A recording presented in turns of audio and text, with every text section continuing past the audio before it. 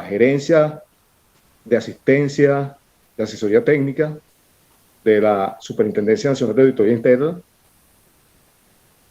Y queremos también dar la bienvenida a nuestra apreciada formadora y facilitadora, Gladys Barrios, no sin antes darle las buenas tardes a todas y a todos, y también la bienvenida a nuestros participantes, quienes fielmente están acá con nosotros todos los viernes a esta hora. El tema de hoy trata sobre los aspectos técnicos y legales en la redacción y elaboración del informe de auditoría de Estado. Gerencia de asistencia, asesoría técnica de la Superintendencia.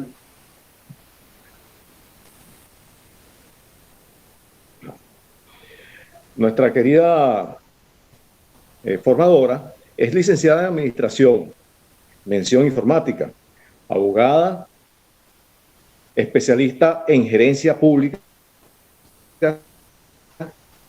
alta gerencia en salud pública, ha ejercido diversos cargos de dirección, trabajó durante 23 años en el Instituto Venezolano de los Seguros Sociales, fue asesora en SUNAGRO y CONARE. Actualmente es docente invitada en la Escuela Nacional de Hacienda y formadora de la Superintendencia Nacional de Auditoría Interna. Sin más preámbulos, damos la palabra a la especialista Gladys Barrios. Adelante, querida especialista.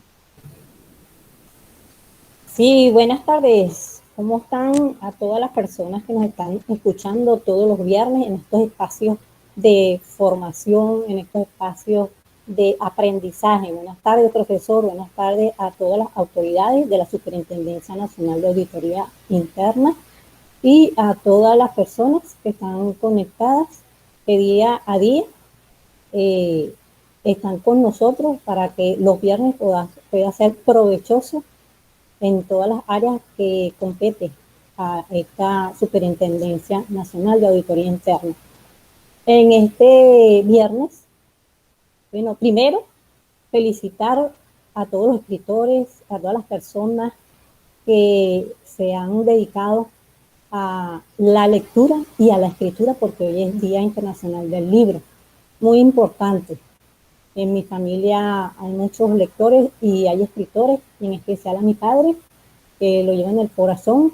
Siempre insistió en que hay que leer bastante, y él fue escritor y realizó la letra de algunos himnos en su época.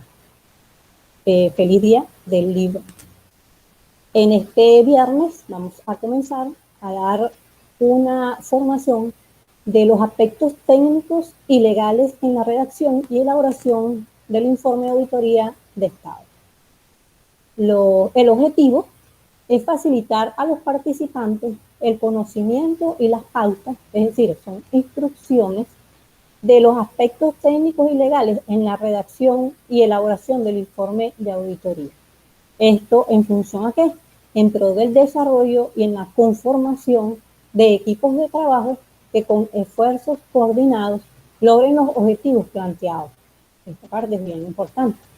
Así como minimizar los errores y maximizar la eficiencia en la organización, clasificación y ordenamiento de la información recolectada, manteniendo en la comunicación de los resultados la uniformidad y la coherencia.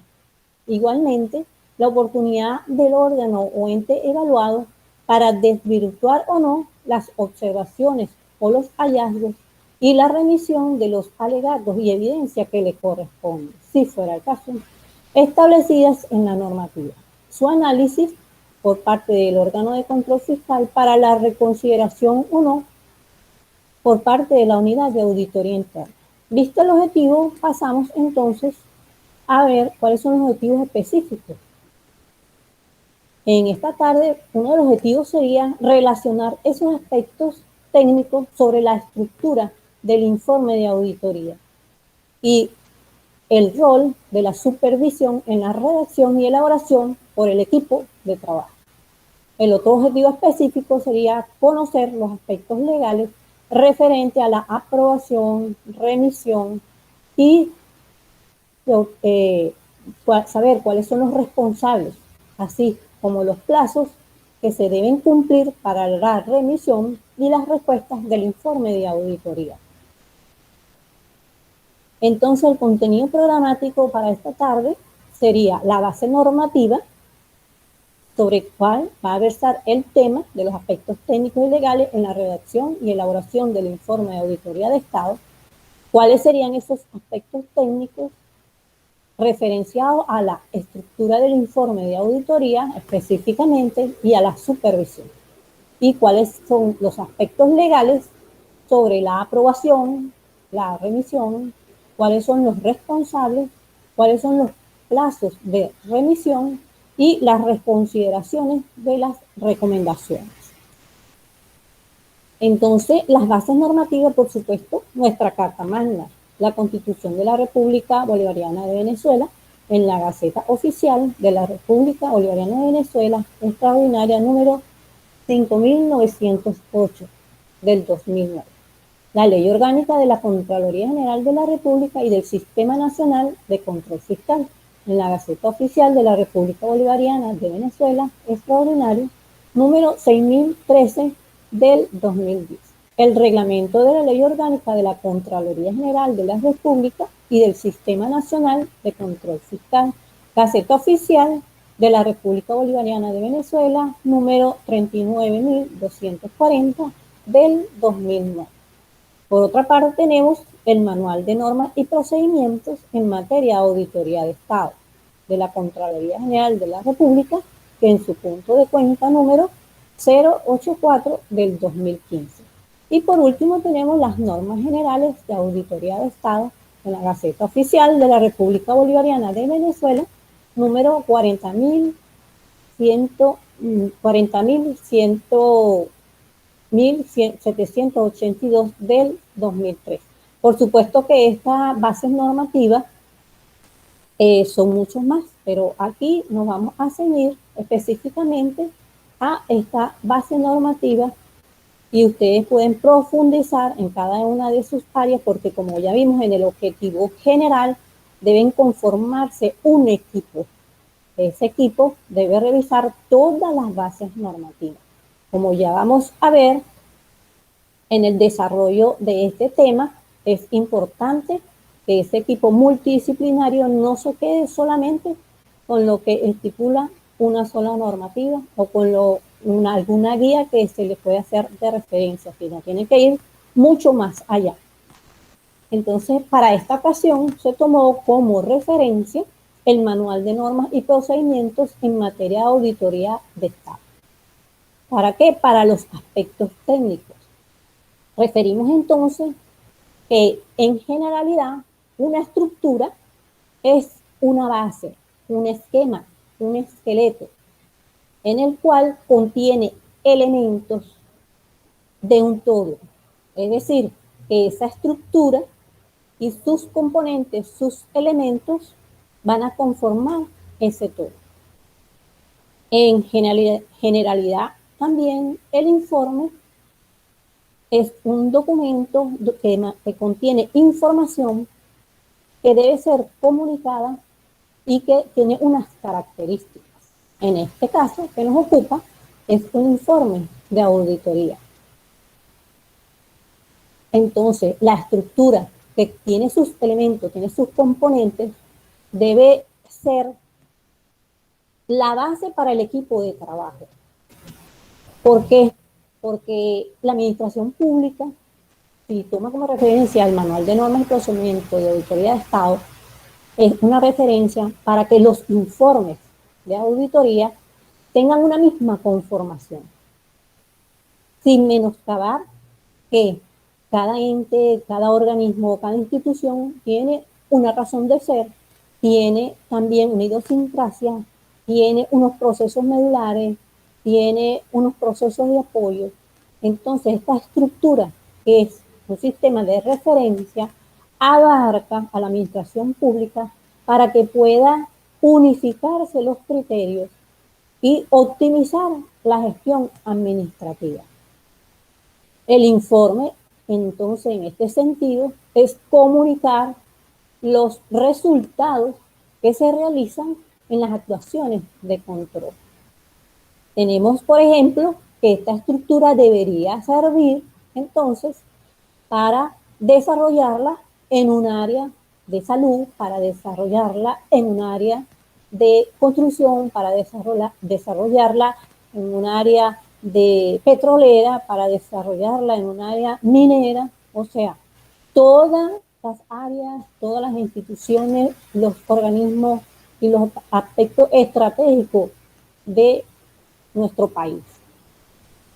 Esa razón de ser, esos procesos medulares, son los que van a orientar esa estructura del informe de auditoría. ¿Por qué? Porque los equipos de trabajo deben realizar los informes en función a los objetivos que están plasmados en un plan operativo que se formula el año anterior. Desde allí comienza a conformarse la estructura del informe. En la fase de la planificación, si el equipo de trabajo en la fase de planificación ya se establece el objetivo, la estructura del informe siempre va a estar enmarcado por esos objetivos. Y a pesar de que esta estructura del informe para comunicar los resultados de una actuación de control va a tocar diferentes áreas, puede ser contables, puede ser presupuestaria, puede ser de gestión, puede ser procesos operativos, va a tener una dirección, es decir, el objetivo planteado en el POA, en el Plan Operativo Anual. Desde allí se inicia la base de la estructura del informe de auditoría. Es importante que en esa fase de planificación ese equipo se haya sentado a verificar, a validar toda la información, porque de allí en adelante se va a ir recopilando más información que van a ser los elementos o los componentes de este informe. Para llegar a esa estructura, no solamente se origina del plan operativo, sino también se origina del programa de trabajo. Es decir, que esta estructura que estamos viendo, que se le van agregando elementos o componentes, ya vienen de las fases anteriores.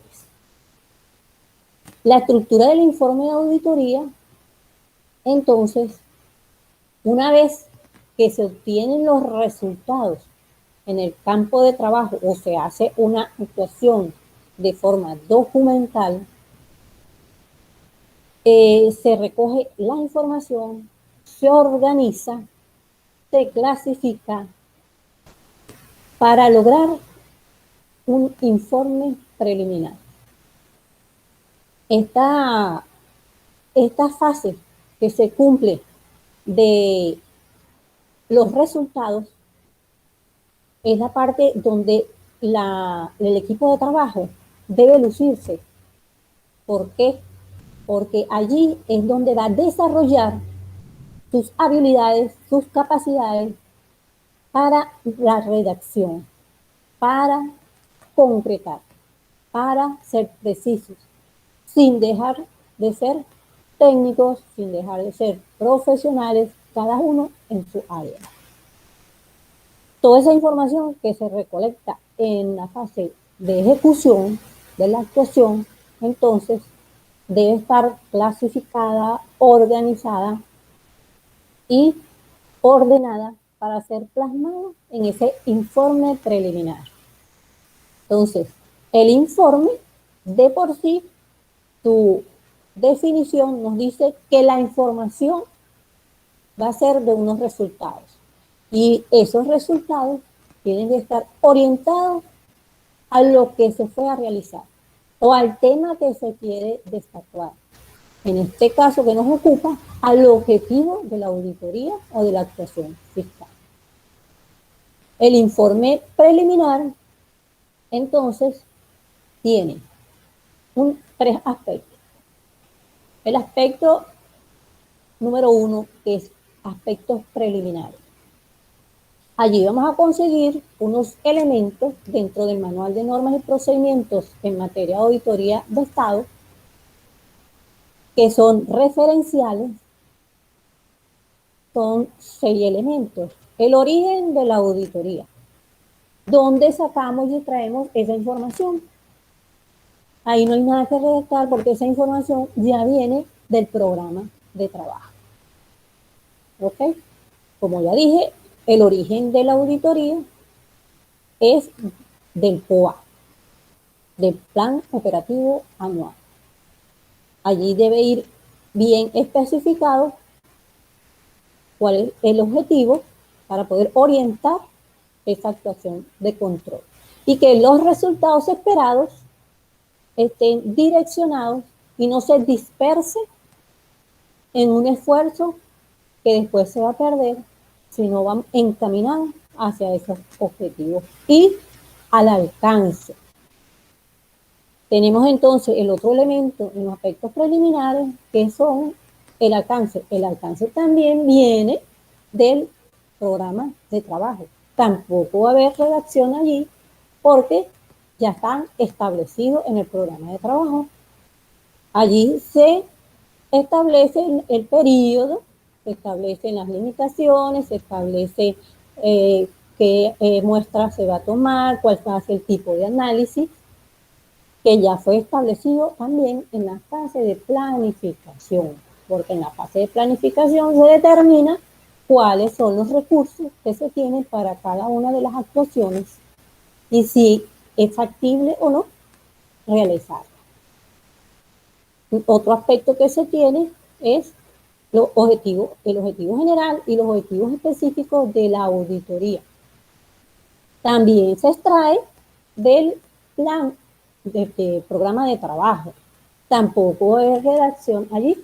Eso va a estar igualito al programa de trabajo. Eso es una correlación de documentos. Por eso es que la actuación fiscal es una cadena de procedimientos que están interrelacionados entre sí. Porque es un producto esperado que fue formulado en el plan operativo luego de un estudio y una selección, una clasificación de cuáles serían las posibles actuaciones con los recursos que se tienen para poder realizarlas con ese equipo de trabajo. Entonces allí el alcance está definido, el objetivo general, los objetivos específicos. También están en el plan, en el programa de trabajo.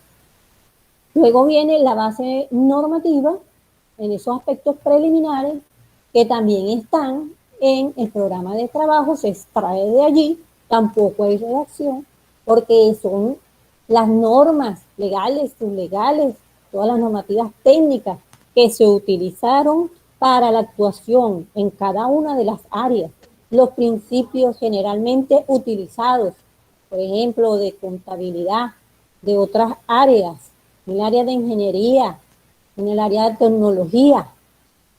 Toda esa base normativa también está plasmada en el programa de trabajo. Entonces no hay ningún tipo de redacción porque ya la actuación se realizó y está enmarcada dentro de esa normativa. Luego tenemos el último punto, que sería las bases normativas y luego cuáles son los procedimientos, los métodos y las técnicas que utilizó ese equipo de trabajo para realizar esa actuación de control, esa auditoría, esa inspección, esa fiscalización. Entonces, esos métodos, esas técnicas deben estar descritas allí. ¿Por qué? Porque es un equipo multidisciplinario, independientemente de que coincidan en algunas técnicas, coincidan en algunos métodos, coincidan en algunos procedimientos, cada quien lo irá desarrollando en el campo de trabajo, en la actuación, sea documental o sea de campo, la desarrollará dependiendo del área profesional que está ejerciendo su función. Es decir, que si un ingeniero es parte del equipo multidisciplinario, buscará entonces cuáles son los procedimientos que en la auditoría interna se aplican para, por ejemplo, una muestra. Si está un contador, verá cuál es el procedimiento de auditoría para la muestra en los registros, en los libros, y no solamente eso, sino que ahora como la mayoría de la documentación está en los sistemas, vía electrónica, están documentos digital, entonces se aplican no solamente el procedimiento de auditoría, se aplican las técnicas del área, sino también se aplican las técnicas de la obtención de la información. Entonces, fíjense que los aspectos preliminares, esos 6 aspectos, se extraen del programa de trabajo. Allí no hay ningún tipo de redacción para el informe preliminar. Por allí estamos bien, porque ya ese trabajo, ya esa redacción, ya esa elaboración del informe preliminar está correcta, porque si el programa de trabajo fue firmado, aprobado por las autoridades, por el supervisor, es porque eso ya está autorizado. Luego vemos entonces en la parte B que están las características generales. En las características generales, entonces, también vienen unos elementos. Ya sabemos que cuando hablamos de elementos y componentes es porque estamos hablando de lo que mencionamos arriba, una estructura. Esta es una estructura que tiene partes, elementos, componentes que van a formar un todo. Entonces, las características generales se refieren a la identificación del objeto a evaluar. Eso también se va a extraer del trabajo que se hizo en el programa de trabajo. ¿Qué es lo importante en las características generales? Es que se hizo una verificación de la información, de identificación, se hizo de sus propiedades, de sus características y del sistema de control interno. Allí, inmediatamente, al evaluar el sistema de control interno, se determinan cuáles son los riesgos. Entonces, apunta a cuáles van a ser unas posibles debilidades. Esto se extrae igualmente del programa de trabajo. Eso es una parte muy importante donde el equipo de trabajo tiene que hacer una recolección, verificación y validación de toda la información para que llegue un trabajo bien adelantado a la hora de elaborar el informe preliminar. Entonces, en estas características generales es donde está el mayor peso del conocimiento del objeto a evaluar. ¿Por qué? Porque puede ser que el objeto a evaluar sea una institución, un ente, un organismo, pero también puede ser que el objeto a evaluar sea un sistema, puede ser que el objeto a evaluar sea un proceso, un proyecto, un programa. Entonces, cada uno de ese objeto a evaluar tiene unas características específicas y especiales dependiendo del área. Por ejemplo, si vamos a evaluar en la parte de agroalimentaria, podemos evaluar algún programa también.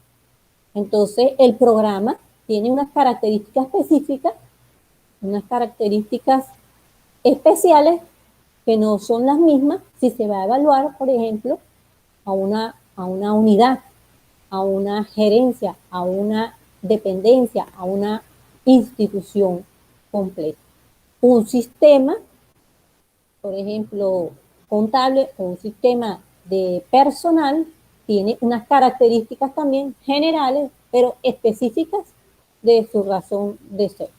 Entonces, fíjense que validar y verificar en esa parte del proceso de planificación y de ejecución del programa de trabajo es bien importante para tener adelantado el informe preliminar. Se extrae tal cual como está en el programa de trabajo.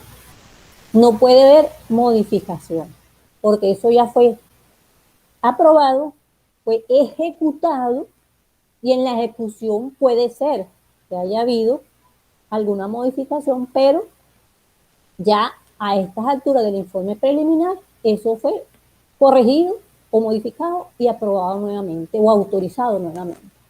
Entonces, fíjense que el aspecto preliminares ya está adelantado, no hay redacción allí.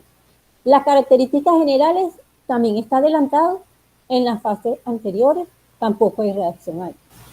¿Cuál es la parte importante y donde debe destacarse el equipo de trabajo, el supervisor, en la tercer aspecto, en las observaciones derivadas del análisis? ¿Por qué? Porque allí cada quien, cada persona, cada profesional va a tomar lo que es el vocabulario, va a tomar lo que son las técnicas, va a tomar lo que son los códigos de la profesión, los principios para adaptarlo a este proceso de elaborar, de redactar observaciones. En las observaciones derivadas del análisis es importante, como ya dijimos, que los objetivos general y el objetivo específico de la auditoría tiene que estar bien claro y el alcance nos delimita en nuestro marco de actuación, también delimita el marco de la información. Entonces, las observaciones derivadas del análisis no es que nosotros vamos a ir y a pedir y a pedir y a pedir documentos, sea cual sea el medio que se solicite, sino que tenemos un marco de actuación. Hay un rango de actuación también incluso para la información y poderla clasificar, ordenar, para poderla presentar con los resultados que ya se están esperando. Por eso es que hablamos arriba que es una estructura, tiene unos elementos y hay que seguir esos elementos de forma sistemática, de forma secuencial. Entonces, en las observaciones derivadas del análisis, cada personal, cada auditor que le correspondió el punto, dependiendo de su área, se va a destacar. No solamente en la redacción, porque debe ser una redacción precisa, una redacción concisa, una redacción objetiva, una redacción imparcial, pero una redacción profesional y técnica. ¿Por qué? Porque tiene unas solicitudes de documentos asociadas a unos objetivos que debe cumplir, unos objetivos que debe verificar aplicando los métodos, las técnicas y los procedimientos de auditoría que ya mencionamos. Entonces, las observaciones derivadas del análisis van a estar asociadas también a que si hay algo que es favorable al proceso, al proyecto, es decir, o a la institución, es decir, al objeto evaluado, que es favorable, que es positivo y que hay que resaltar, también son observaciones. No debemos elaborar informes preliminares con observaciones derivadas solamente buscando hallazgos. ¿Ok? No solamente vamos a ir en búsqueda de las debilidades, porque las debilidades o los posibles hallazgos ya deberíamos tener en la matriz de riesgo cuáles pueden o pudieran ser esas debilidades o esos hallazgos. Pero las cosas positivas, las observaciones positivas de ese análisis también son válidas y también deben quedar plasmadas en ese informe preliminar. Entonces, se plasman las observaciones, también igual es una redacción precisa, concisa, porque ese análisis tiene que ser aplicando técnicas. ¿Para qué? Buscar unos resultados. Y entonces no podemos tener un informe, unas observaciones tan largas, tan extensas, que el informe preliminar ya no desee ser leído por nadie. Nada más en ver las páginas, entonces la cantidad de páginas, el lector ya le da temor porque, bueno, cuando lo empiezo, cuando lo termino, tiene que ser una lectura agradable, tiene que ser una lectura profesional, una lectura técnica y tiene que ser una lectura que cualquier persona, aún no sea del área, tenga una comprensión, porque el informe de auditoría puede ir a una máxima autoridad que, por ejemplo, sea un ingeniero, sea un contador, un administrador, un médico, y no necesariamente tiene que ser especialista en una de las áreas que es el informe orientado. Entonces, allí por eso les hago hincapié que es donde el equipo de trabajo y los profesionales donde se lucen. Y es muy bonito cuando uno leyendo un informe de auditoría pregunta, cónchale, ¿quién redactó esto? Está bien preciso, está conciso, está comprensible, está bien técnico. Y entonces eso ya me da una orientación sobre qué tipo de profesional tengo en mi equipo, qué tipo de profesional va a ser esa persona que mucho más adelante pudiera optar para otro cargo incluso, porque ya está visorando de que en su área la redacción en observaciones, aplicando todas las técnicas, métodos y procedimientos, se destaca. Y eso es importante. Así, igualmente, en los hallazgos. En los hallazgos, para explicar un poquito, son debilidades, o pueden ser omisiones, pueden ser irregularidades que se detecten.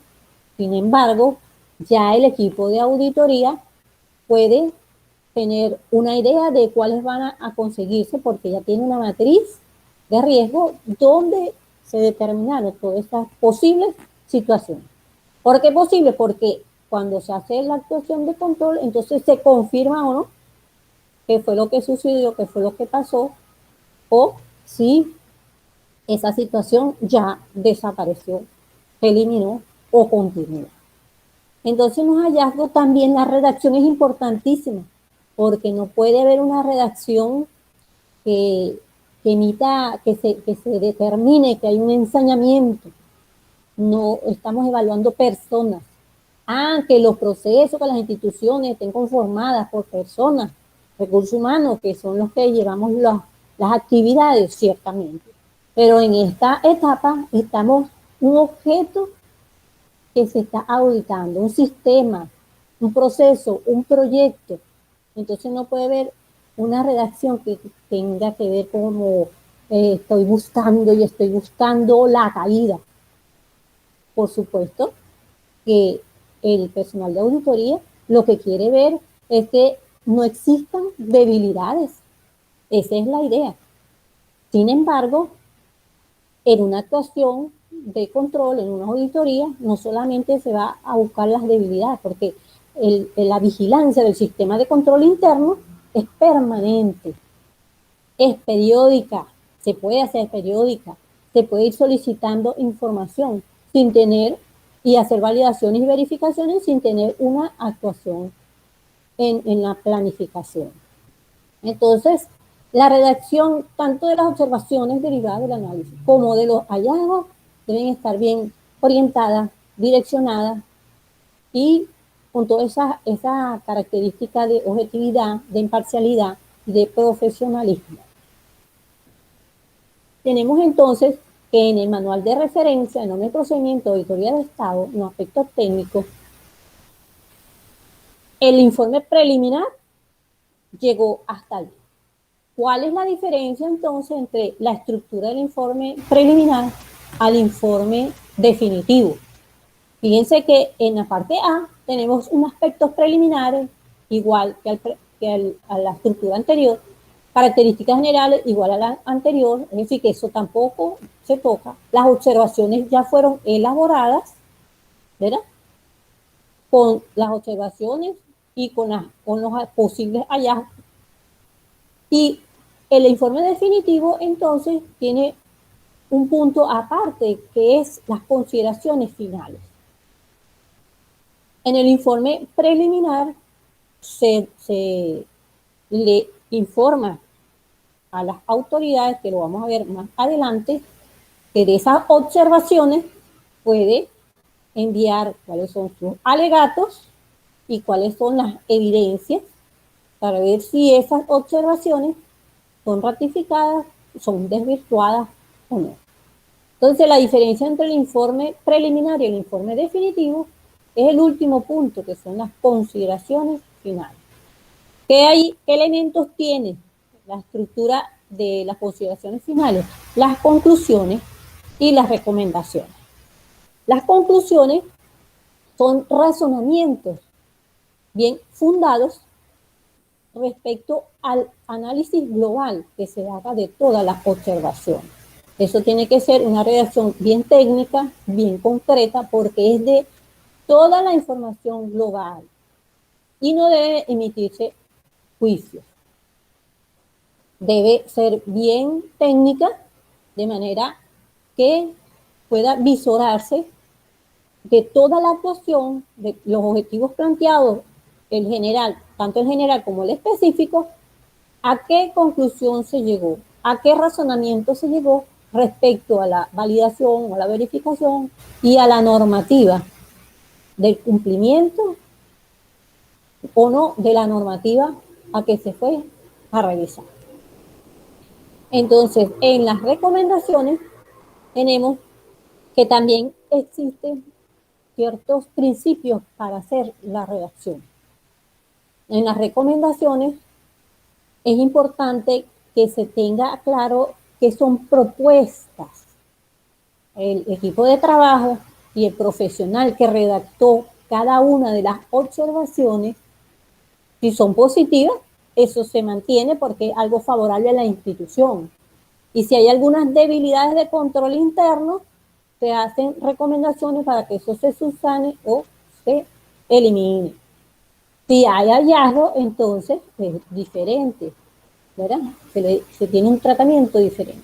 Pero las recomendaciones son propuestas, son medidas que se proponen a las autoridades, a las máximas autoridades de la institución o a las autoridades responsables del objeto evaluado para que esas debilidades se subsanen o se eliminen.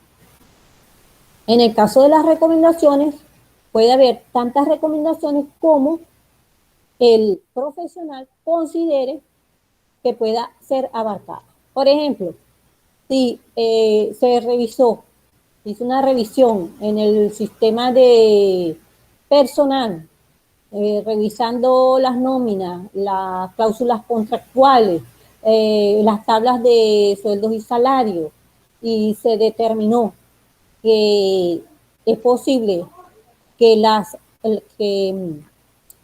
los trabajadores, hay algunas primas o alguna cláusula contractual que no se está cumpliendo con eso, entonces ahí hay varios responsables que pueden tener alguna medida que deba tomar.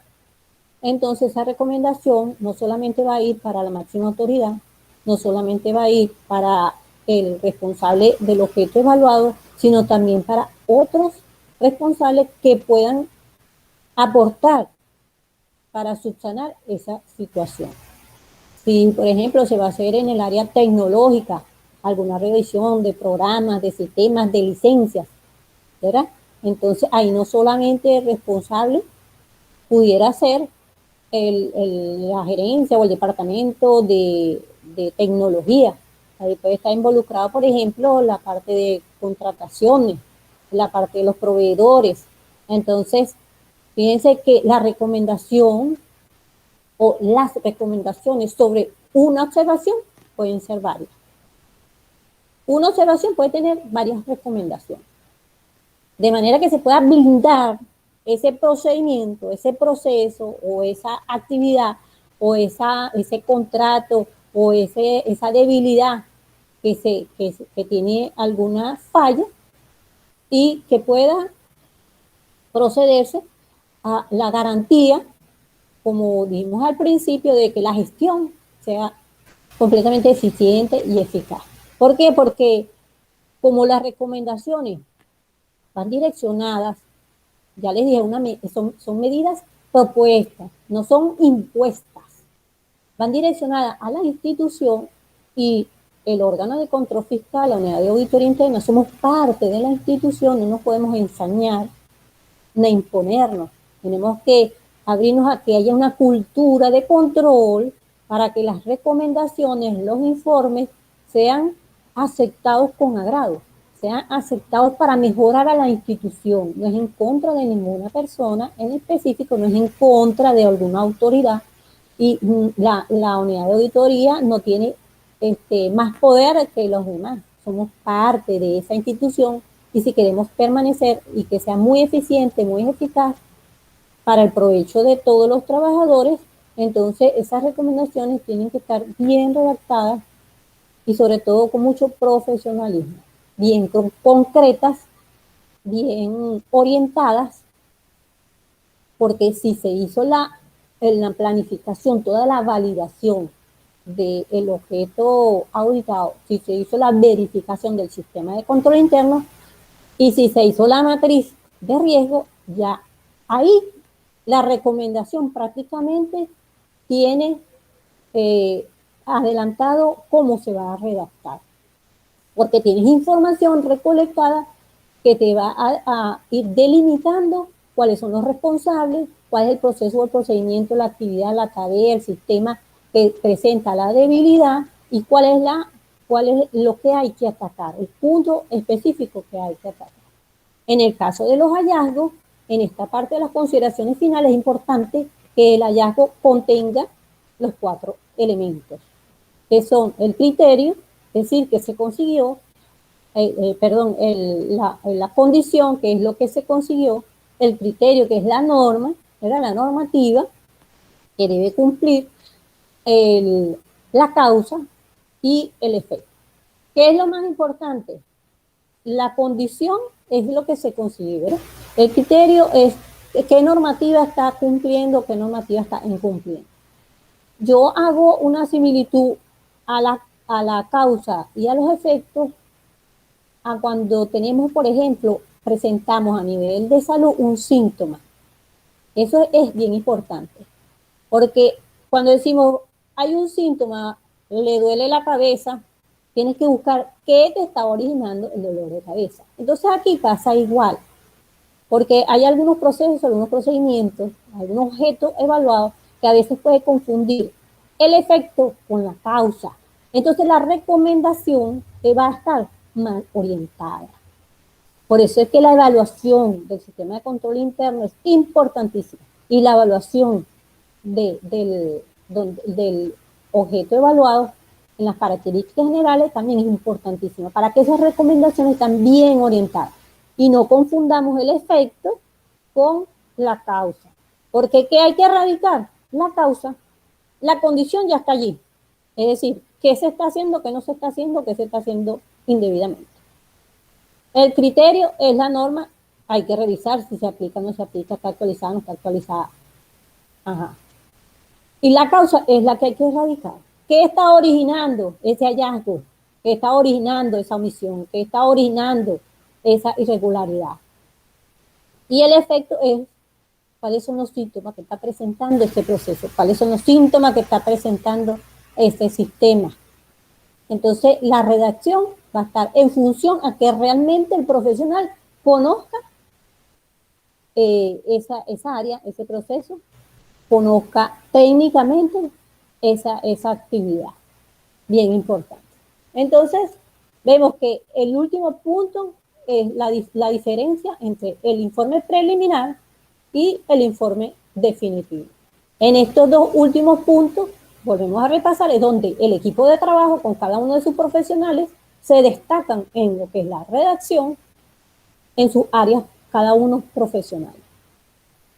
Entonces, en el manual de normas y procedimientos de auditoría de Estado, dentro de los aspectos técnicos tenemos la supervisión. Es bien importantísimo que la supervisión siempre esté en una revisión constante de cada uno de los puntos, de cada una de las fases, de cada una de las actividades, de cada uno de los pasos que se esté cumpliendo, y si hay algún paso que no pudo cumplirse, hay que revisar por qué. Recordemos que esto es la estructura es son elementos que deben cumplirse de una forma secuencial y sistemática. Entonces, se atina a que esos resultados sean objetivos y sean concluyentes.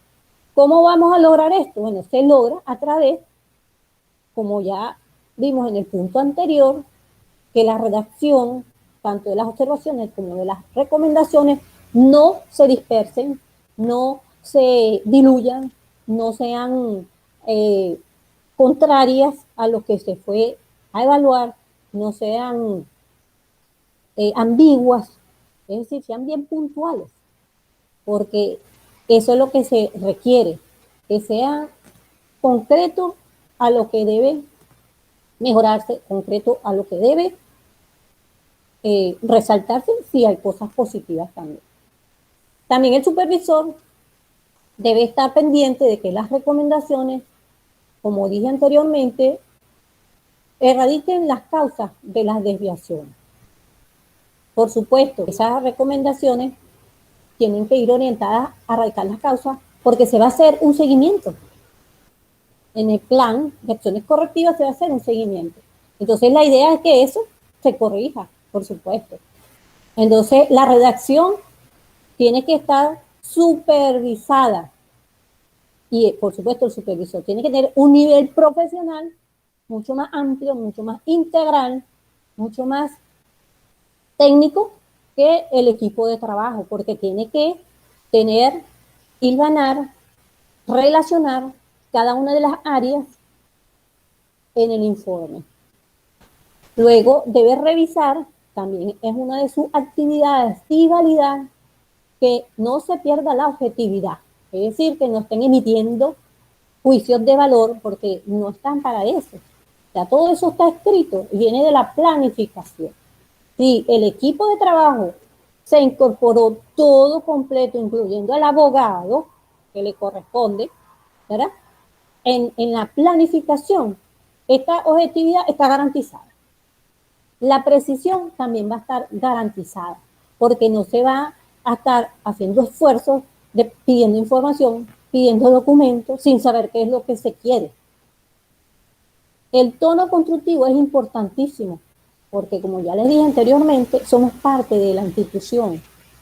Entonces, el tono constructivo es mejorar la institución para el bien de todos los trabajadores, para el bien de nuestro país, para que las instituciones funcionen, porque en una institución podemos ser trabajadores, funcionarios, pero en la calle, al salir, somos ciudadanos, podemos ser particulares. Si vamos a otra institución, vamos a ser unos particulares. Entonces, todas las instituciones deben funcionar. La claridad es importantísima. Sabemos que estamos hablando, por ejemplo, de un lenguaje, un vocabulario, códigos, incluso técnicos en el área de contabilidad, en el área presupuestaria, en el área administrativa, en el área tecnológica, en el área de ingeniería, ¿verdad? Pero eso no significa que la redacción sea tan técnica que solamente un ingeniero, por ejemplo, pueda leer el informe, porque no tiene sentido. Si la máxima autoridad, quien va dirigido ese informe, no es ingeniero, entonces, o el responsable directo de ese objeto de evaluar no es ingeniero, entonces no pueden tomar medidas porque no entiende ese código, no entiende ese vocabulario. Y sí se puede, sí se puede. La simplicidad es, como dicen en muchas partes, menos es más. A veces queremos redactar tan bombante, tan para hacer así espectacular, que eso más bien engrandece el informe, pero a la final no se gana mucho. No se gana mucho porque los informes de auditoría tienen que ser concretos y directos para que las autoridades o los responsables puedan tomar acciones inmediatas. Acciones inmediatas. Entonces, yo pudiera dar un ejemplo de todas estas características que tiene que hacer supervisión en la objetividad, en la precisión, tono constructivo, en la claridad, en la simplicidad. Bueno, un ejemplo muy lamentable, lo que nos está pasando con la pandemia, pero los reportes a nivel mundial y a nivel nacional, ya el público, nosotros, todas las personas a nivel mundial, sabemos que los reportes de esas estadísticas son leídas y las entendemos, las comprendemos, está dirigida a toda la ciudadanía. Y no somos médicos. Esos reportes están dirigidos a todos los seres humanos. Y no somos estadísticos, pero presentan estadísticas. Está dirigida a todos nosotros. Y no somos sociólogos, porque allí en ese reporte también dicen cuál es el comportamiento de las poblaciones con respecto a este agente infeccioso. Entonces, en esos reportes se están dando una cantidad de información a la que ya estamos asociados y hay una comprensión. ¿Por qué? Porque nos está afectando, ¿verdad? Entonces, fíjense que allí no solamente esos reportes se hacen aquí en Venezuela, en otros países. Y es una lectura que le dan y la comprensión y el feedback que hay, a pesar de que hay personas que, bueno, la negación o que no creen o, bueno, que no hacen caso, allí se logra objetividad, precisión, tono constructivo, porque se dicen cuáles son las medidas preventivas que hay que tomar, hay claridad, se dan datos específicos y hay simplicidad. ¿Por qué? Porque están hablando de tratamientos, están hablando de centros asistenciales, o sea, el común a nivel mundial. Fíjense que esos reportes son a nivel mundial y ya todas las personas, todos los seres humanos, estamos asociados a ese código, a esa información, ya nos suena, ya sabemos y comprendemos de qué se trata. Entonces, sí se puede lograr estas características en la supervisión. Por supuesto, llegar a estos niveles es que tenga un equipo de trabajo conformado, multidisciplinario, que cada uno haga su nivel de trabajo y aporte, sobre todo aporte en su área lo que le corresponde. Luego tenemos en la supervisión que también deben revisar y validar las observaciones y los hallazgos. Es decir, como dijimos antes, que esté en concordancia con el objetivo de la auditoría. ¿Por qué? Porque a veces, así como nos metemos en el internet, que empezamos buscando una cosa y terminamos abriendo cualquier cantidad de ventanas porque nos interesa este tema y este tema y este tema y este tema, a veces nos podemos dispersar tanto con tanta información que entonces la supervisión tiene que ir encaminando cuál es el objetivo de la auditoría. Entonces, bueno, esto sí, esto revisamos, esto no corresponde, esto está dentro del alcance, no está dentro del alcance. Entonces, siempre es un constante revisión, validar para que todo esté en concordancia con el objetivo de la auditoría. Porque el objetivo de la auditoría, como dijimos al principio, está plasmado en el plan operativo anual, que se hizo el año pasado, se formuló, pero el año pasado, y se ejecuta en el año siguiente. Entonces, en los hallazgos, la supervisión debe estar pendiente de que los hallazgos contengan los elementos que, como ya les mencioné, la condición, el criterio, la causa y el efecto, y además que estén soportados y respaldados con las evidencias. ¿Cuáles evidencias? Las evidencias que sean necesarias, que sean suficientes y que sean pertinentes.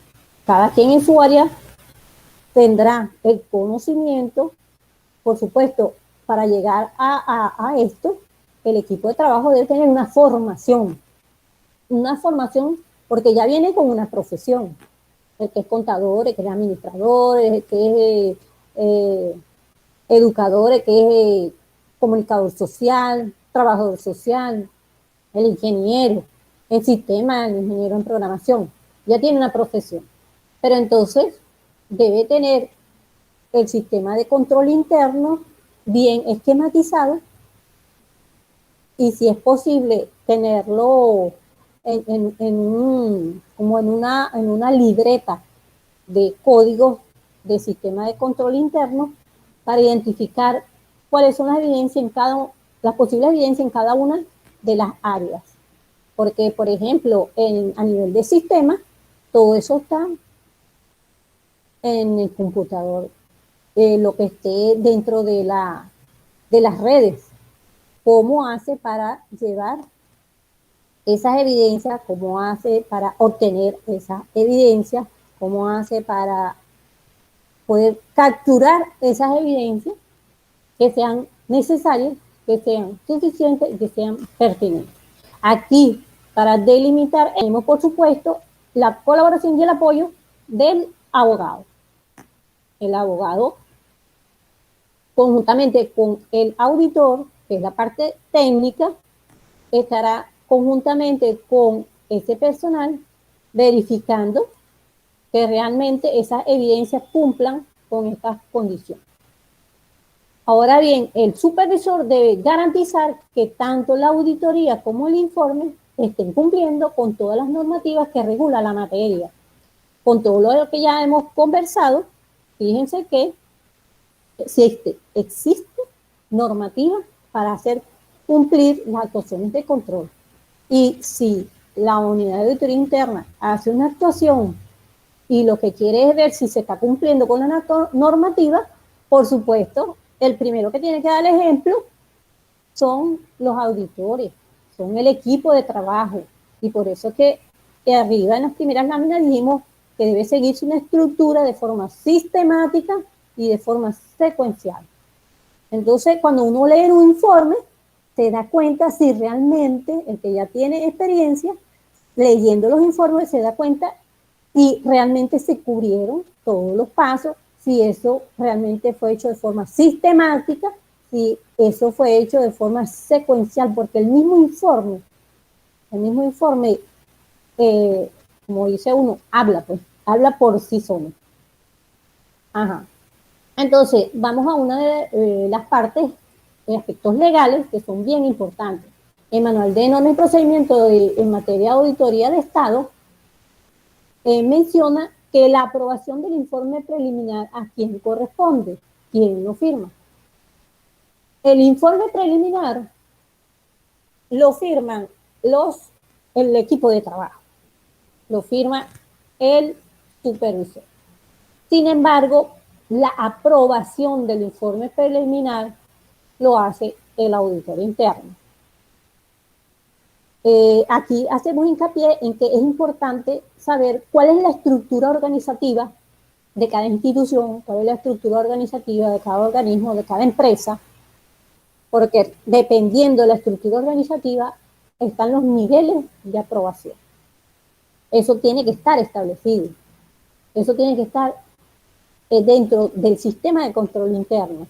Es decir, los niveles de aprobación de los documentos tienen que ser parte del sistema de control interno.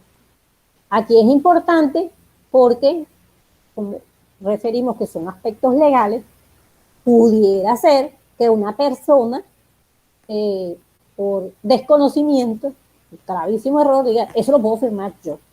O se vaya solamente con la firma del equipo de trabajo. Pero entonces no tiene la firma de la autoridad que aprueba ese informe. Entonces es bien importante que no solamente conozcamos los niveles de autorización y los niveles de aprobación de cada uno de los documentos como parte del sistema de control interno de las demás unidades, sino también de la unidad de auditoría interna. Hay que hacérsela saber, importantísimo, a todo el personal. Desde los auditores, las asistentes administrativos, los mensajeros, a todos.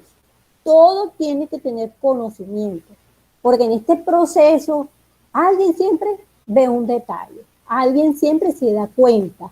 Mira, esto está firmado, mira, esto lo firmó fulano y no le corresponde. Entonces, es importante que el equipo de trabajo de ese valor agregado de que esté pendiente de todo de toda la documentación. Ahora bien, los documentos son digitales. Ajá. Entonces, eso también pasa a ser parte del sistema de control interno. ¿Qué cambió? La aprobación no, cambió fue el medio, que ahora no se está haciendo por una firma electrónica. Ajá, ¿y dónde está la normativa esa? Está aprobada por las máximas autoridades, lo pueden hacer para los informes de auditoría, dónde está establecido eso, quién aprobó esa normativa, hay que hacérsela saber a todo el personal, no solamente, repito, de las unidades que se van a evaluar, a las unidades bajo el control, sino la unidad de auditoría interna también tiene que tener dentro de su sistema de control interno cuáles son los niveles de aprobación, autorización y si son digitales, si son electrónicos, que cumpla con la normativa y hacérselo saber a cada uno del personal. Entonces, la remisión del informe preliminar, ¿quién lo suscribe? Como ya dije, el equipo de trabajo. ¿Y quién lo aprueba? La máxima autoridad. Dependiendo, otra vez repito, de la estructura organizativa de cada organización o institución. Otra cosa importante, ya tenemos el informe firmado. ¿Por quién le corresponde? Los oficios o memorándum de remisión. Los oficios hay que establecerlos en el sistema de control interno. ¿Para qué se utiliza un oficio? ¿Cuál es su característica? ¿Cuál es su formato? ¿Cómo es su membrete? ¿A quién va dirigido? Y si el oficio se utiliza ¿para quién? ¿Para qué? Eso tiene que estar en el sistema de control interno. Porque si es entre organismos, va a un oficio. ¿Dónde está establecido eso? Y cuáles son las características de ese oficio. Si es dentro de la misma institución, irá con un memorando interno. ¿Dónde está establecido eso? ¿Cuáles son las características de ese memorándum de remisión? ¿Cuál es su registros de control? ¿Es el mismo del oficio? ¿Quién lleva esos registros de controles? Porque estos aspectos legales son importantes a la hora de hacer alguna referencia. Si, por ejemplo, se va a algún ministerio o si la Contraloría pide una documentación y hay que hacer referencia, todo eso tiene que estar registrado como parte del sistema de control interno. Entonces, aquí estamos hablando que no es el objeto evaluado, es la unidad de auditoría interna, el órgano de control fiscal que tiene que tener fortalecido también su sistema de control interno. Y esto es parte de eso. Desde el membrete, que a veces los membretes institucionalmente cambia, por ejemplo, que ahora se le coloque los 200 años de la batalla de Carabobo, entonces salgo unas comunicaciones con ese membrete y otras con unas y otras con otras, que ya no se utilicen. Entonces todo eso tiene que estar verificado, validado y son aspectos importantes. Son detalles que hay que revisar. Y dice mucho del cuidado que se tiene el equipo de trabajo. El formato institucional es muy importante. Eso es parte también del sistema de control interno.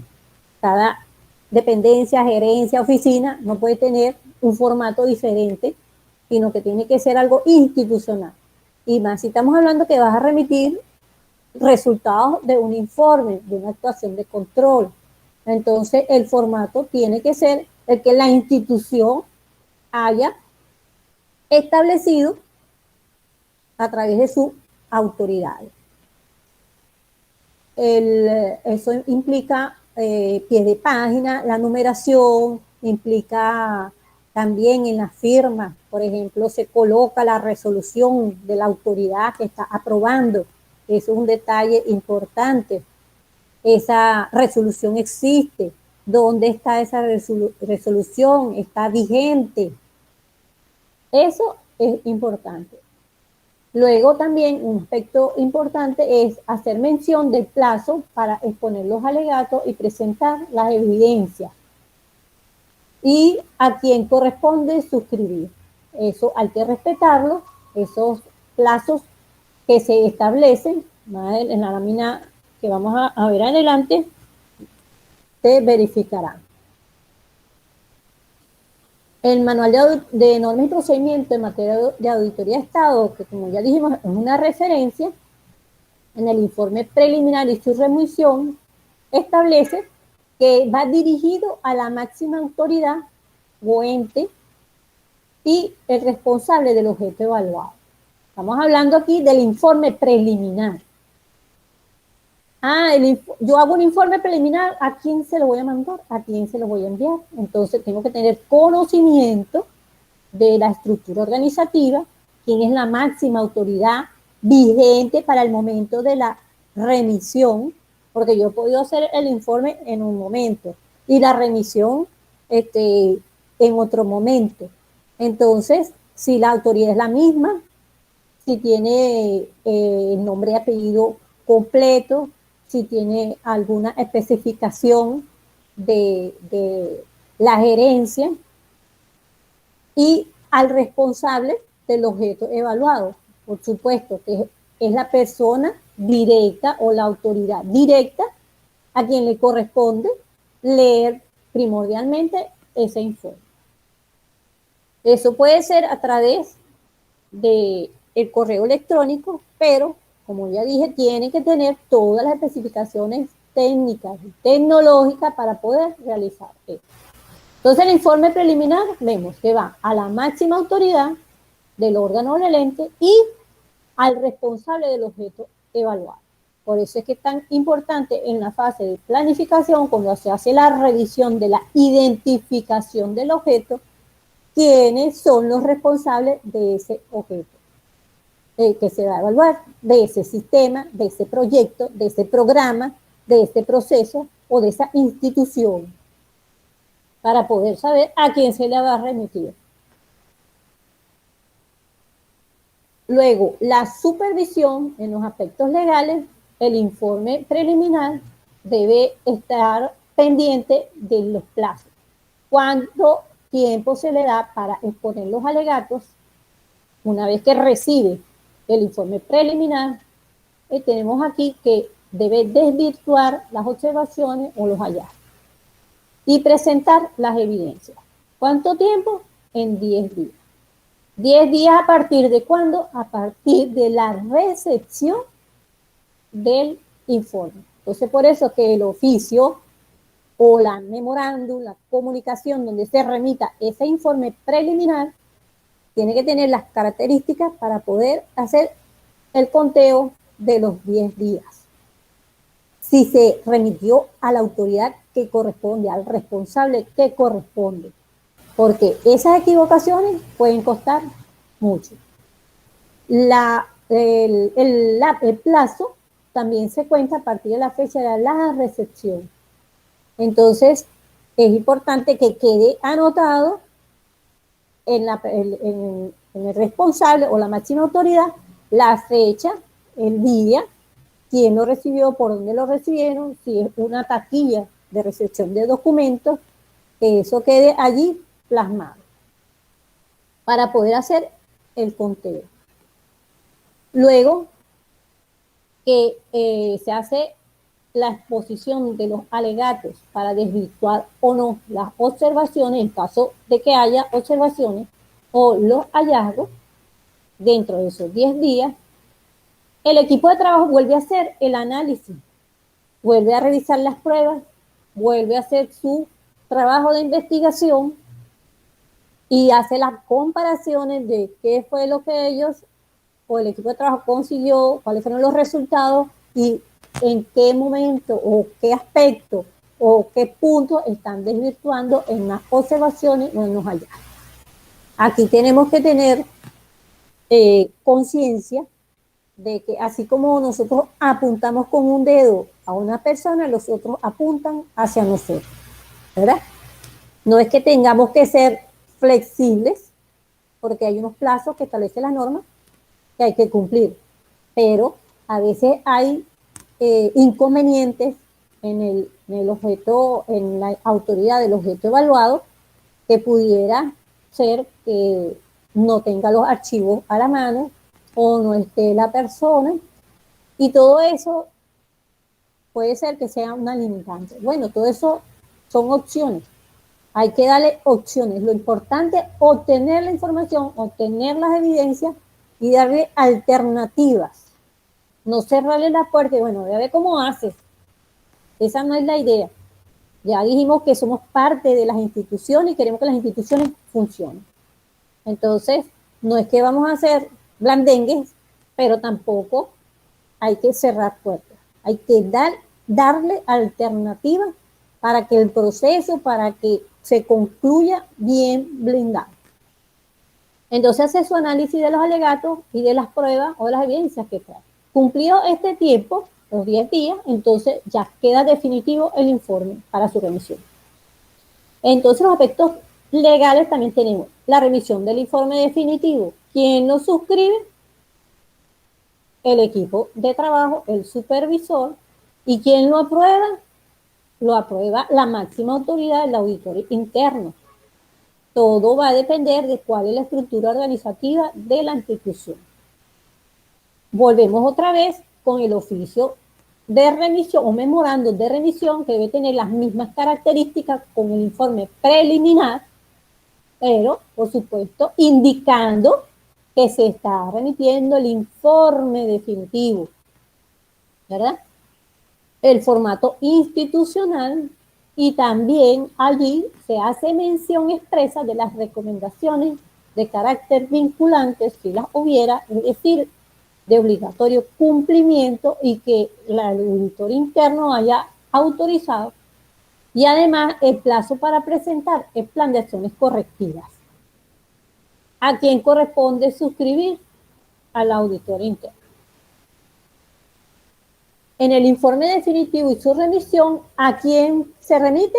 Entonces, a la máxima autoridad del órgano del ente y a todas otras autoridades que legalmente, escúchese bien, legalmente puedan adoptar medidas correctivas y realizarle el seguimiento a ese informe.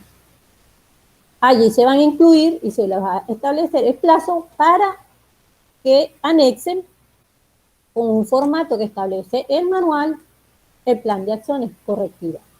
Pero es importante que no solamente vaya a la máxima autoridad, sino a las otras autoridades que legalmente corresponde tomar medidas correctivas. Si estamos hablando, por ejemplo, de un daño en una infraestructura, ¿verdad? Entonces, la autoridad de esa edificación no es el ingeniero, no es el que la construyó, no tiene el personal de mantenimiento que haga esa reparación, porque es algo mayor. Entonces, ¿quién está directamente y legalmente esa autoridad para adoptar medidas correctivas?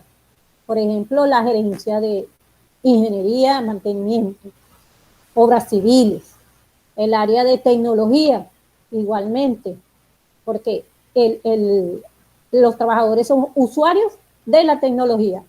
Pero si hay una falla, entonces yo no me voy a poner a desarmar una computadora, no me voy a poner a desarmar un servidor. Tiene que haber un área responsable y eso también tiene que ser la máxima autoridad. Mira, vamos a revisar qué es lo que está pasando, porque existe un contrato de mantenimiento, existe un contrato de reparación, o eso lo va a hacer el personal de aquí. Entonces, todas esas cosas son áreas técnicas que hay que revisar y los responsables para tomar las medidas tienen que estar involucrados. En la supervisión del informe definitivo hay que tener cuidado con los plazos para presentar el plan de acciones correctivas, que se le da 30 días hábiles y es un formato que está en este manual, pero también pueden diseñar otros formatos adecuados a la naturaleza de cada institución o organismo. Y el análisis de plan de acciones correctivas también se hace la revisión. Luego, hay unas reconsideraciones de las recomendaciones. Hay que respetar el lapso de esta reconsideración de las recomendaciones. ¿Por qué? Porque si a partir de la fecha que la unidad de auditoría interna ratifica la recomendación o de la conformidad, a partir de allí es que el plan de acciones correctivas se le va a hacer el conteo de ese plazo. A lo mejor no todas las recomendaciones van a tener una reconsideración, pero es flexible en ese sentido de que haya esa reconsideración y va a ser a partir de la fecha en que la unidad de auditoría ratifique la recomendación, es decir, la deja firme, o haga la conformidad de una propuesta para sustituirla y entonces así el informe definitivo queda listo. Esta información de las normas generales de auditoría interna es para que ustedes revisen que en el capítulo 5 también existen unas normas relativas a la presentación de resultados, también con una secuencia tipo procedimiento del informe de auditoría y está establecido en esas normas en el artículo 37. También en el artículo 38 dice que hay que hacer la comunicación de los resultados preliminares. Por eso es tan importante que en la remisión y en la aprobación sea la autoridad que legalmente le corresponde comunicar los resultados, porque incluso eso es una función dentro del manual que tiene la autoridad, comunicar los resultados de, entonces no se puede un auditor o un supervisor abrogar esa función. ¿Ok? Entonces con eso hay que tener cuidado. ¿A quién le corresponde y quién está autorizado? ¿Dónde está establecido? Y en el artículo 39 también mencionan las observaciones sobre los resultados preliminares para dar opción a que hagan los alegatos y envíen las evidencias. De no ser así, ese informe queda definitivo y lo hace mención en el artículo 40. Luego la presentación del informe ya queda en el artículo 41, hace mención a que el informe definitivo ya fue presentado, para luego pasar a la fase de el plan de acciones correctivo y realizar el seguimiento. Por último, muchas gracias por su atención, muy agradecida por esta invitación y este viernes de formación, estos espacios que la Superintendencia Nacional nos da apertura para que nosotros aportemos un granito de arena. Y por último, le dejamos aquí con una reflexión. Lo importante es no dejar de hacerse preguntas. El ser humano, bueno, siempre va a tener que hacerse preguntas. Lo que a una persona tenga una situación, una circunstancia, a lo mejor para mí es favorable y para esa persona no la ve tan favorable. Entonces, en el área de auditoría, tenemos que ponernos en los zapatos de los demás, pero también tenemos que dar soluciones y hacer aportes, ser creativos, tener iniciativas y que las instituciones funcionen para todos. Esta reflexión es de Albert Einstein. Y bueno, reitero que estamos a la disposición. Muchas gracias a la Superintendencia Nacional de Auditoría Interna y a ustedes, por supuesto, por a todos los viernes estar con nosotros en estos espacios de formación. Espero que les haya servido para un granito de arena para sus actividades. Muchas gracias.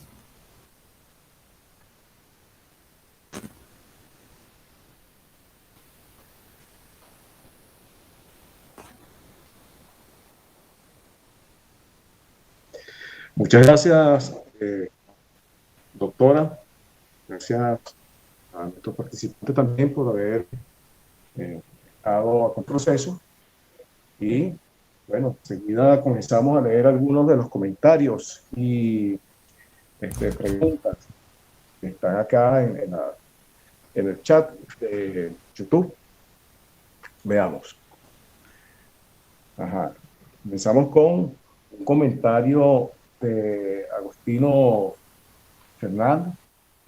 Dice acá, en las normas generales de auditoría de Estado, señala que están en la Gaceta Oficial número 40.172 del 22 de marzo de 2013. ¿Algún comentario, doctora? Ajá, sí, está reflejado allí en las bases normativas. Perfecto. Seguimos. Ana Rodríguez, del Instituto Venezolano de Investigaciones Científicas, IVIC. Cada cédula de hallazgo bien redactada se traslada su contenido al informe preliminar. Esto hace que el informe sea muy preciso y conciso. ¿Comentario? Sí, exactamente. Esos formatos, esos modelos transcriben con mucha precisión en cada uno de los campos qué información se requiere, eso facilita luego trasladar esa información a los informes preliminares y al informe definitivo.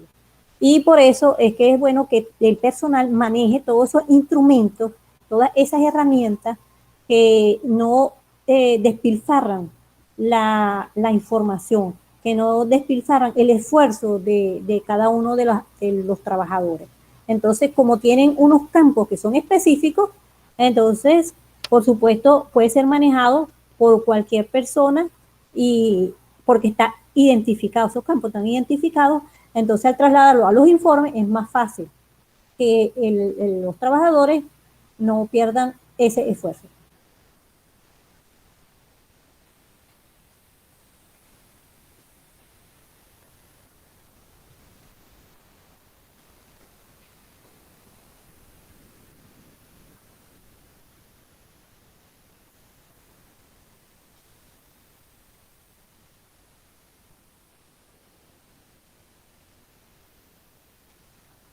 Ajá, pregunta acá Ana Rodríguez nuevamente. ¿Cuál es la diferencia entre el informe del equipo de auditores o del auditor y el informe preliminar? Adelante, doctora.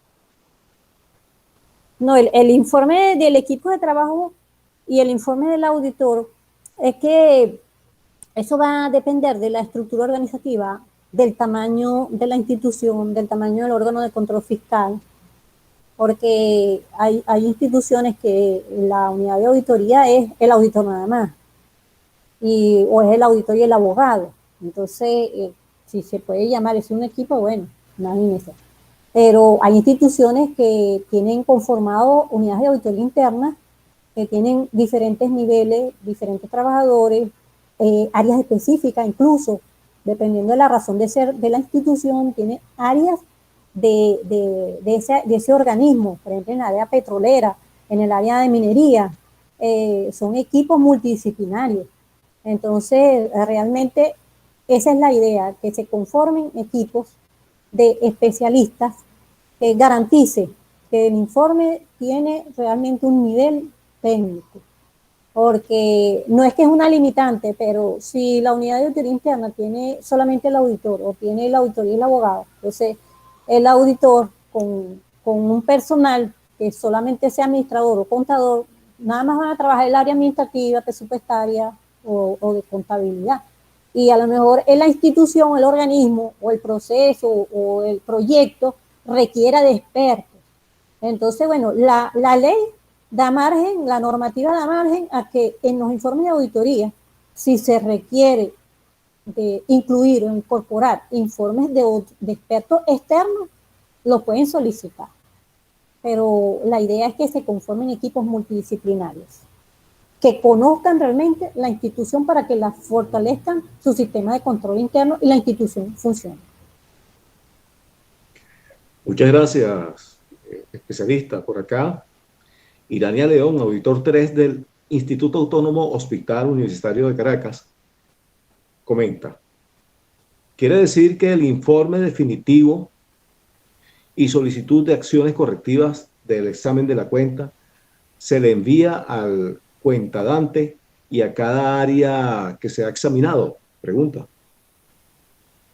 Bueno, si se está refiriendo al examen de la cuenta, es otro informe.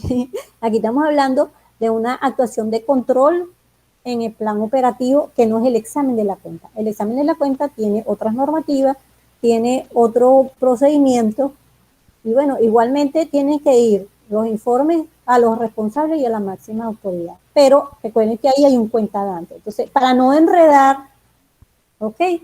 La pregunta no es que está mal formulado, pero aquí no estamos hablando de los informes del examen de la cuenta. Ese es otro procedimiento y tiene otras normativas. Aquí estamos hablando o nos estamos refiriendo, disculpe, a un informe de auditoría de una actuación de control, que no es el examen de la cuenta. Muy bien, muchas gracias, especialista. Por acá está la licenciada Rosa Bravo, auditor de COGEFAN. Es muy importante que el supervisor del equipo auditor sea un profesional capacitado en el área de auditoría y amplia experiencia. Eso contribuye mucho comentario. Sí, por supuesto que eso contribuye mucho. Sin embargo, es importante que los supervisores tengan la humildad para hacer receptores de cualquier sugerencia, de cualquier creatividad, de las iniciativas, orientarlas. Porque a veces cuando los supervisores son demasiado expertos o tienen mucha experiencia, entonces no son accesibles a que el equipo de trabajo pueda formular otros caminos, haga recomendaciones o tengan iniciativas para agilizar cualquier otra cosa que a lo mejor en ese momento puede ser que no se puede hacer, pero más adelante puede ser que haga, fluya o sea o un proceso más actualizado o la utilización de la tecnología. Entonces, todas esas cosas son importantes. La humildad por encima de todo para que realmente el equipo de trabajo funcione. El supervisor tiene que tener la humildad para eso, hacer receptivo. Si no, el equipo de trabajo va a estar, por un lado, haciendo su trabajo, va a quedar redundancia, y el supervisor imponiendo y revisando como un jefe. Un jefe, ¿qué hiciste? ¿Qué no hiciste? Esto está bien, esto está mal, y no es la idea. Él es parte también del equipo de trabajo porque también es responsable de ese proceso, de ese informe, de esa información, de los resultados, y va a firmar también. Muchas gracias. Recordamos a nuestros queridos participantes, a todos y a todas, que deben colocar, además de sus nombres y apellidos, el ente u órgano al cual están adscritos. Sin embargo, leemos aquí a Carlos Villamizar, quien nos puso signo de interrogación, me imagino que debe ser un comentario. Dice acá: buenas tardes, si la actuación fiscal es ejecutada por un solo funcionario, ¿es necesario emitir el informe del auditor? Es una pregunta. Adelante. Dependiendo de las funciones y de la contratación que tenga ese auditor. Si sus funciones son hacer actuaciones de control, él es el que va a firmar y el auditor interno aprobará o no ese informe de auditoría. El auditor es el que hace el trabajo de campo, sea documental o no, es el que hace la planificación. Ahí no existe entonces la figura del supervisor.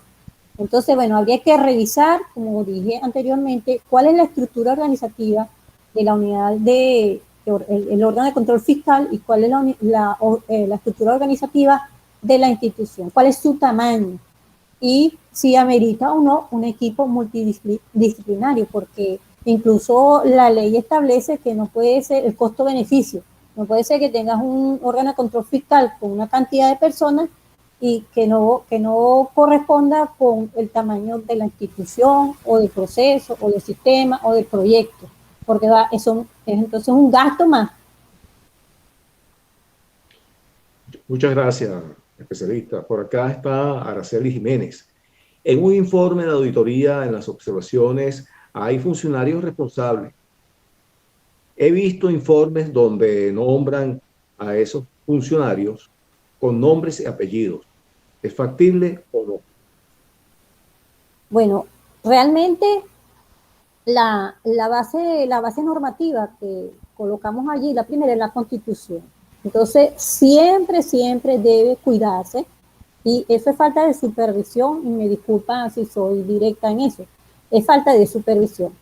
No puede mencionarse a ninguna persona por el debido proceso y por todas las garantías que le da la Constitución a las personas, a el derecho que tiene a tener conocimiento de qué procedimiento le lleva. Entonces, lo recomendable es que se coloque el cargo, la resolución o el documento que lo acredita para ese cargo, ¿verdad?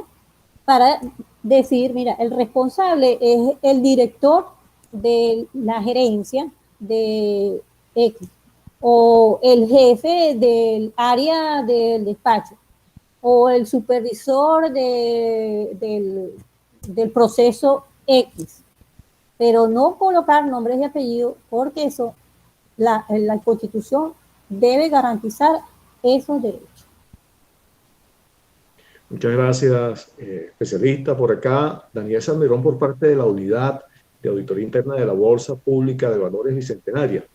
Pregunta, por favor, ¿cuál es el fundamento legal para remitir el informe a dependencias distintas a la evaluada, tal como lo sugirió? Gracias. Ok, entonces vamos a comenzar desde abajo. No es una sugerencia. Les recomiendo que se lean el manual, o sea, la base normativa, que es el manual de normas y procedimientos en materia de auditoría de Estado. No se remite a autoridades diferentes. Es la estructura organizativa de la institución, la estructura organizativa del organismo, la estructura organizativa de la empresa, es que quien refiere en su sistema de control interno quiénes son los jefes, los gerentes, los directores, la junta directiva o quiénes son las autoridades de cada una de las áreas. Entonces, eso debe estar además en un directorio vigente y con la documentación que los acredite de que realmente ellos son las autoridades de cada esa área. Entonces, no es una sugerencia, es que lo establece el manual. ¿Por qué? Porque no los está haciendo responsables de esa debilidad, de ese hallazgo. Les está diciendo, ustedes son responsables para tomar medidas respectivo a su área, ¿verdad? Para subsanar esa debilidad o corregir esa irregularidad. Entonces, todas las autoridades y los responsables de área que puedan contribuir para tomar medidas correctivas, se les hace llegar esa información. Eso sí, es importante que esto que estamos diciendo esté establecido, conversado, comunicado y sea parte de una dinámica de cultura de control interno en esa institución. Pero ese trabajo de cultura de control interno tiene que hacerlo la unidad de auditoría, para que no se vea de que, mira, están haciendo una auditoría por allá, y si yo tengo que ver, entonces también me van a mandar un informe a mí.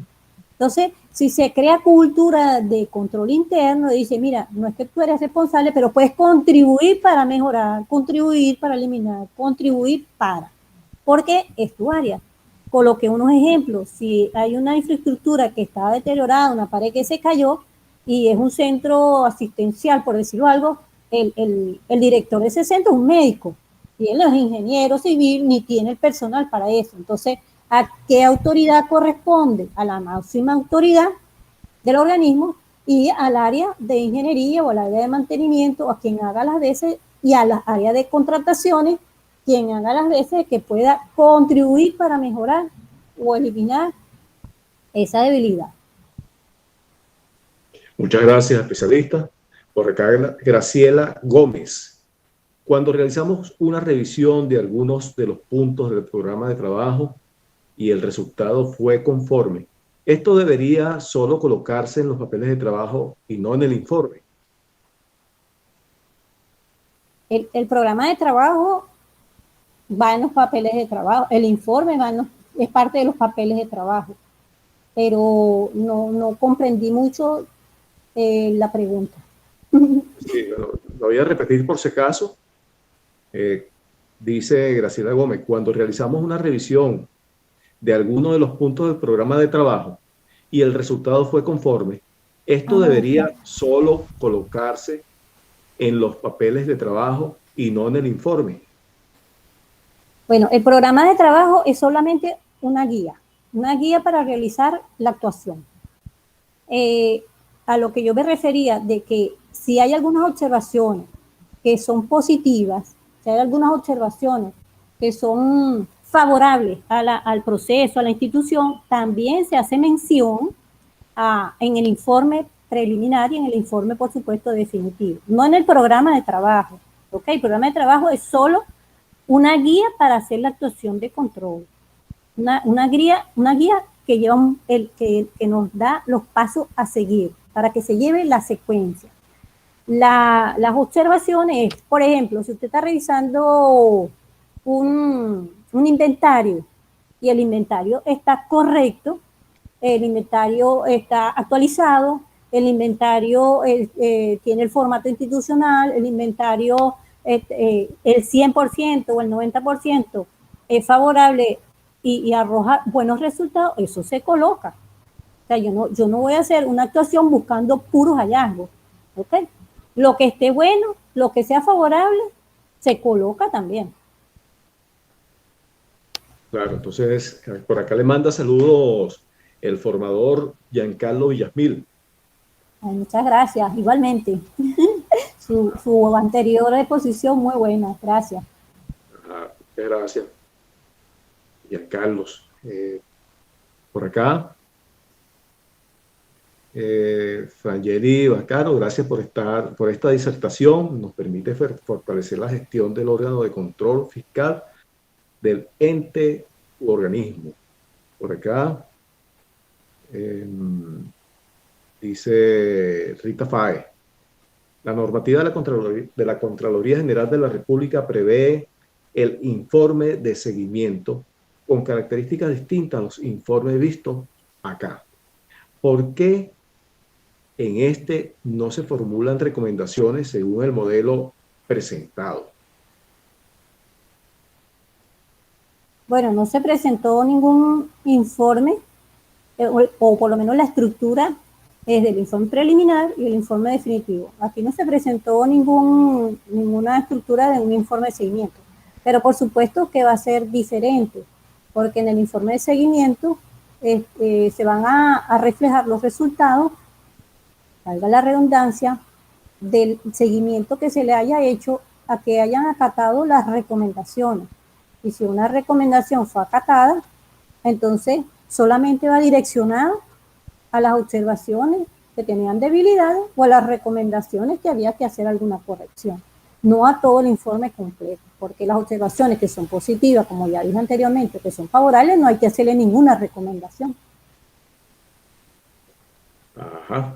Por acá el director de control de la Contraloría del municipio Carrizal, Carlos Villamizal, pregunta, en los informes preliminares y definitivos se colocan solo las normativas legales utilizadas o todas las colocadas en el programa de trabajo.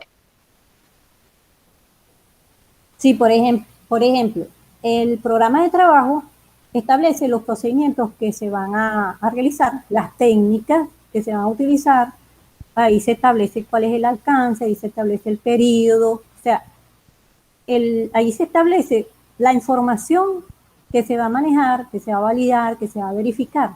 Entonces, por supuesto, dice, mira, yo me voy a manejar según mi alcance, según mi periodo, con esta normativa. Entonces, esa es la misma normativa que va a colocar ese en el informe. Recuerden que yo les dije que la mitad del informe preliminar y el definitivo viene del programa de trabajo y no se puede modificar, porque si usted revisó un periodo, el primer trimestre del año, el cuarto trimestre del año 2020, entonces la normativa que aplicó para ese periodo. Y no puede después venir en el informe preliminar o en el definitivo a cambiarlo. Porque es uno de los aspectos legales que hay que tener cuidado y el supervisor tiene que tener cuidado con esa normativa, porque si no, eso se cae. Si existe un hallazgo, eso se va a caer, porque está aplicando una normativa fuera de lo que se planteó, fuera de lo que se estableció, y se pierde el trabajo. Bien, muchas gracias. Por acá, Dailis Cedeño le envía felicitaciones por la disertación. Excelente, además califica. Muchas gracias. Vamos a ver por acá. Bueno, no hay más preguntas por los momentos. Queremos entonces agradecerles a todas y a todos los participantes que intervinieron durante esta disertación de nuestra abogada formadora, especialista, Gladys Barrio, y queremos entonces concretar, doctora, abogada, si es posible entonces para mañana la disertación a la hora acostumbrada. Sí, sí, cómo no.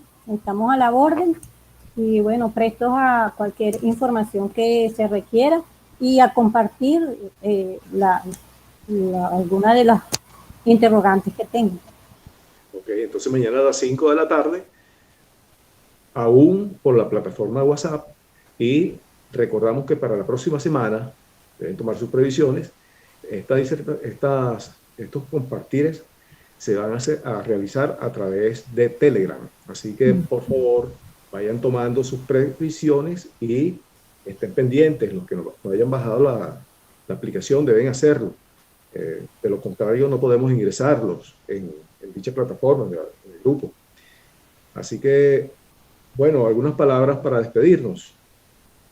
Sí, profesor, bueno, muchas gracias y bueno, a todos los que estuvieron compartiendo con nosotros, a ustedes por todo el apoyo y bueno, feliz día del libro, a leer y a escribir.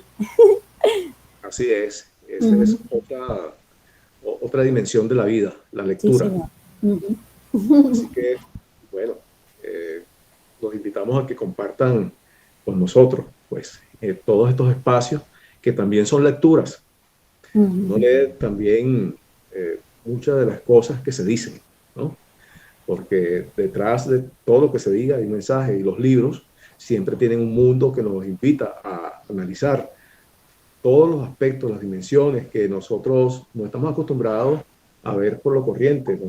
Nos distraemos con el estudio, con compartir todas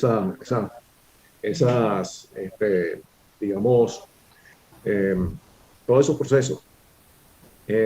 Queremos entonces despedirnos de parte de la Superintendente Nacional de Auditoría Interna, Laura Guerra, así como de la directora de despacho, Lidia Sin Aldín, también de parte de la gerente general de auditoría, Lisette Prieto, así como también de nuestra gerente general del Sistema de Control Interno, Narki Martínez, y de quien les habla, el doctor Luis Rendón, gerente de asesoría y asistencia técnica.